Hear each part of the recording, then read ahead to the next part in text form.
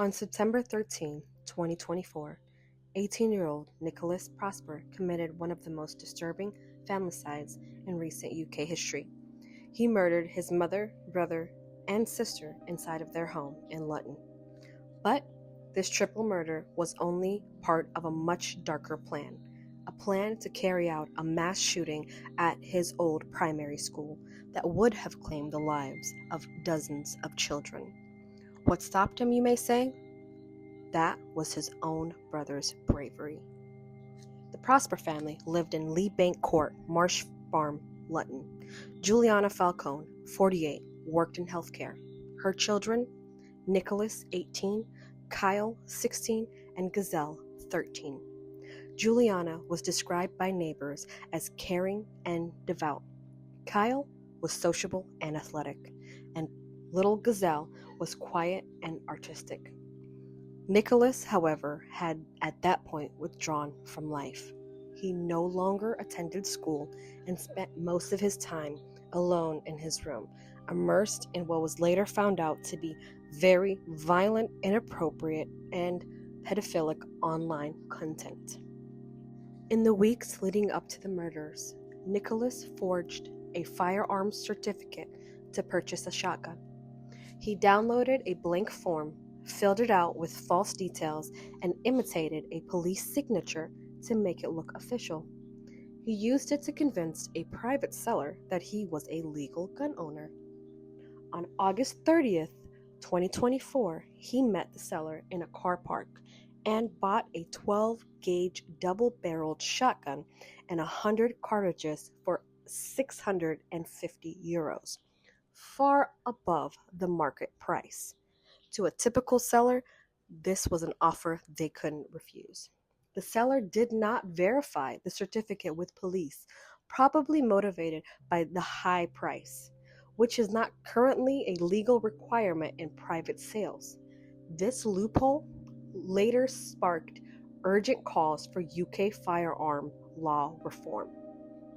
Nicholas was obsessed with mass shootings like Adam Lenza and Soo Hugh Shu. He filled notebooks with floor plans of his old primary school, St. Joseph's Catholic Primary School. He mapped entry points, class times, and escape routes. He wrote that he planned to kill 30 students and 2 staff members, and then at the end his own life to gain infamy. He even practiced movement drills with a wooden prop shaped like a rifle. This wasn't a mental breakdown. It was a cold, calculated preparation. All his preparation came to a head on Friday the 13th. Nicholas woke up around 4:45 a.m. He grabbed his shotgun and fired a test shot into a teddy bear in his room. The sound had startled his mother, Juliana, awake, who came rushing into the room to investigate. As she saw her son holding a shotgun in front of a teddy bear, she went into action mode. A struggle followed. She was then stabbed multiple times and then shot in the head at close range. Gazelle, hearing the commotion, just 13 years old, tried to flee and hide. She tried to hide under the dining room table, but Nicholas was in pursuit. He crouched down, looked his little sister in the face, and shot her in the head. Kyle, 16, awoke and fought back. Younger than Nicholas by 2 years, he knew he had an uphill battle, but he would not give up. Nicholas shot him twice, but Kyle kept fighting. Nicholas then, in rage, stabbed him over 100 times. Kyle was said to have defensive wounds across his arms, hands, face, lungs, and torso. He fought so hard, experts say, that his resistance delayed Nicholas's escape, preventing him from reaching the school in time and taking countless more lives as well. At 5:53 a.m., CCTV caught Nicholas leaving the flat with guns and 33 cartridges. He hid them in the nearby bushes and vanished. As he vanished, he went and he watched his house, thinking that when things died down, he would be able to retrieve his gun and ammo to carry out his nefarious plans. But by 7:55 a.m., he had given up. He reappeared, walked down the street, and flagged a police car that was driving away. When the officers came to him, he told them, "I killed my family. I was going to kill more." Officers had entered the home earlier at 6:08 a.m., discovering the horrific scene ahead.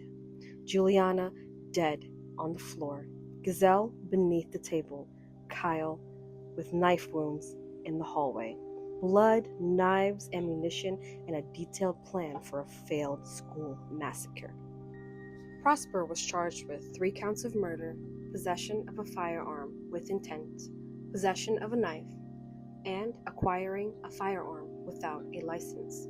He initially pled not guilty, citing autism as the main cause.